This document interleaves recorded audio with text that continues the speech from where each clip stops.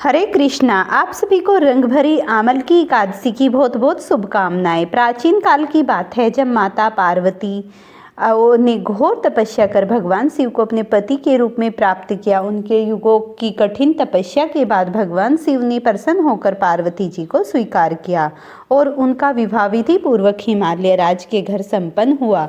किंतु विवाह के पश्चात माता पार्वती अपने पिता के घर में ही रही और भगवान शिव उन्हें अपने धाम नहीं ले गए।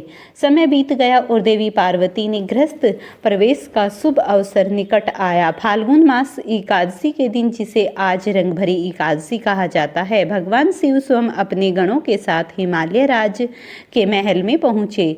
उनके साथ नंदी, भूत, प्रेत गण, ऋषि मुनि और अनेक देवी देवता भी थे।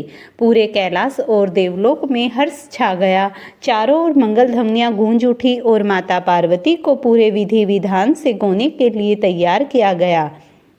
भगवान शिव ने माता पार्वती को अपने दिव्य वाहन पर बिठाया और काशी के लिए प्रस्थान किया। जैसे ही वे काशी पहुंचे, संपूर्ण नगर में उत्सव का माहौल छा गया। भक्तों ने अपने आराध्य शिव पार्वती जी का भव्य स्वागत किया। चारों ओर मंगल गीत गाए जाने लगे। शिव भक्तों ने रंग गुलाल उड़ाकर अपने आराध्य के आगमन का उल्लास मनाया। पूरी नगरी में आनंद और प्रेम की धारा बहने लगी। भगवान शिव स्वयं भी प्रसन्न होकर अपने भक्तों के साथ रंग खेलने लगी। माता पार्वती जी भक्तों के प्रेम को देखकर आनंदित हुई और उन्होंने श्री शिव जी संग रंगों की छटा बखेरी। इस प्रकार रंग भरी एकादशी केवल शिव पार्वती के मिलन का दिन ही नहीं, बल्कि भक्ति, प्रेम और रंगों के उत्सव का प्रतीक बन गई। तब से हर वर्ष रंग भरी एकादशी के दिन काशी में विशेष रूप से बाबा विश्वनाथ का श्रृंगार किया जाता है और भक्तगण गुलाल और अबीर अर्पित कर इस दिव्य मिलन का उत्सव मनाते हैं। यह दिन भगवान शिव और देवी पार्वती जी के प्रेम, भक्ति और आनंद का प्रतीक है और इसे मानने से जीवन में सुख, समृद्धि और आध्यात्मिक ऊर्जा का संचार होता है। रंग भरी या आमल की एकादशी फाल्गुन शुक्ल पक्ष की एकादशी तिथि को मनाई जाती है, जिसका उल्लेख अनेक पुराणों में मिलता है और इस दिन भगवान विष्णु और आंवले के वृक्ष की पूजा करने का विशेष महत्व है।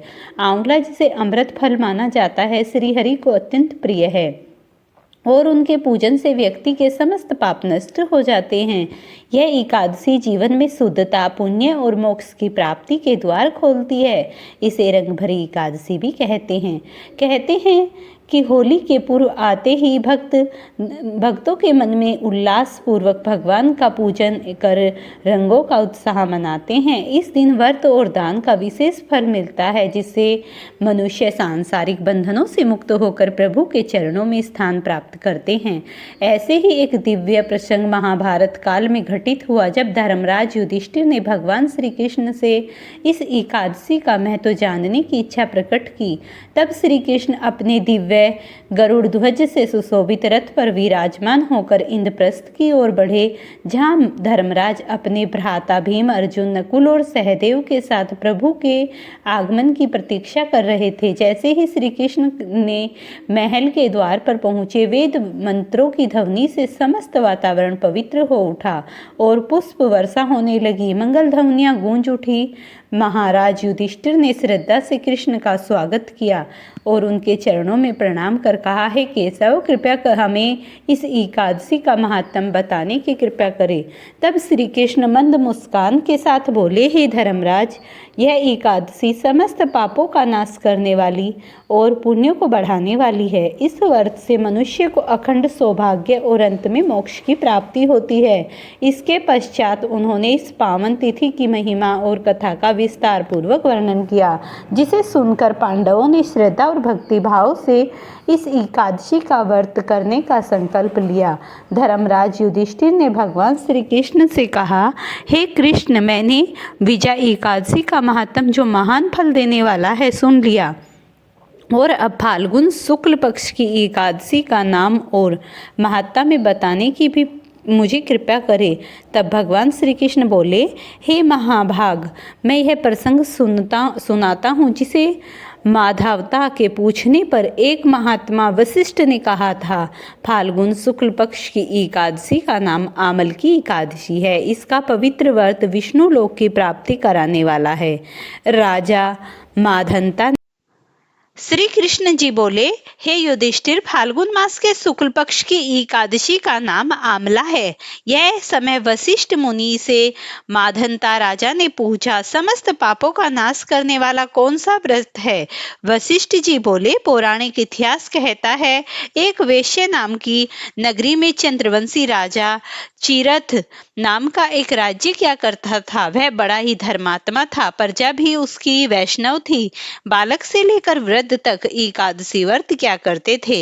एक फाल्गुन माह के शुक्ल पक्ष की एकादशी आई। नगर वासियों ने रात्रि को जागरण किया, मंदिर में कथा कीर्तन करने लगे। एक बहेलिया जो कि जीव हिंसा से उदर पालन किया करता था, मंदिर के कोने में जाकर बैठ गया। वहां पर जाकर वह शिकारी घर से रूठ चुका था। दिन भर खाया पिया कुछ भी नहीं। रात्रि को दिल बहलाने के लिए वह मंदिर के कोने में जाकर छुपकर बैठ गया। वहां विष्णु भगवान की कथा तथा एकादशी के व्रत का महात्म सुनाया जा रहा था। रात्रि व्यतीत हो गई। प्रातःकाल घर को चला गया। जब भोजन पाया तो उसकी मृत्यु हो गई।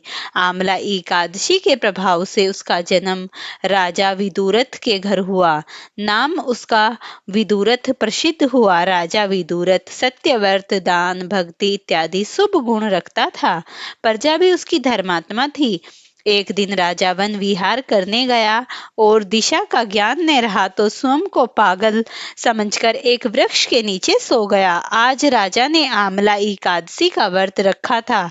सोते समय भगवान का ध्यान लगाकर सोया। इधर मल्छों ने राजा को अकेला देखा। मल्छे ने संबंधियों को किसी कारण के दोष में राजा ने दंड दिया था, इस कारण उसे मारने आए।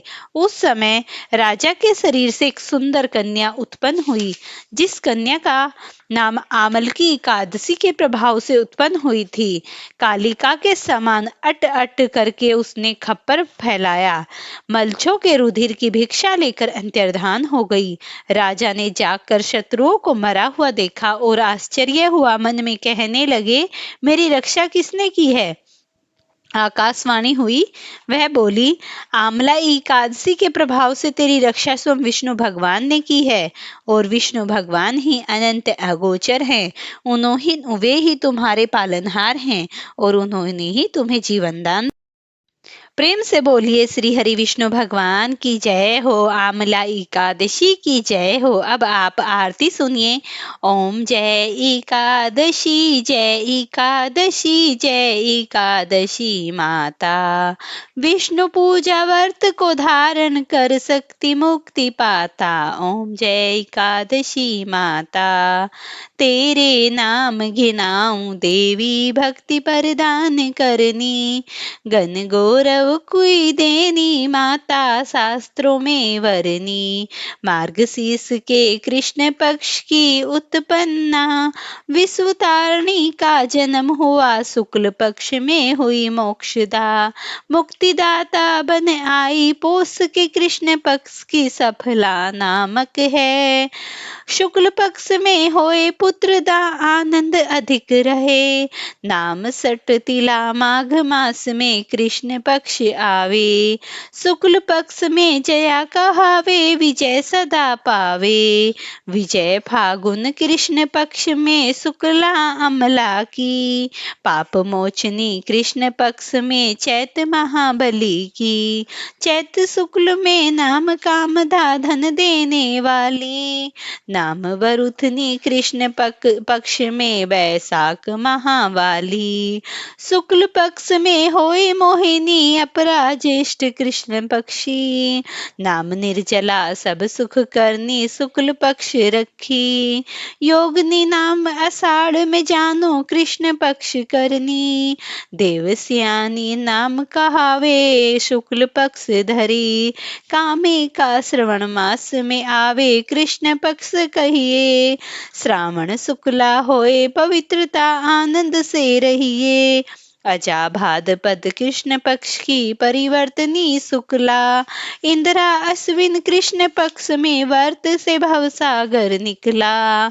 पापंकुशा है शुक्ल पक्ष में पाप हरण का हारी, रमा मास में कार्तिक में आवे सुखदायक भारी। देवोत्थान शुक्ल पक्ष की सुखनाशक मैया, लोंद मास की करो विनती पार करो नैया। परमा कृष्ण पक्ष में होती जन मंगल करनी, शुक्ल लोंद में होए पापनी दुख दरिद्रता हरनी।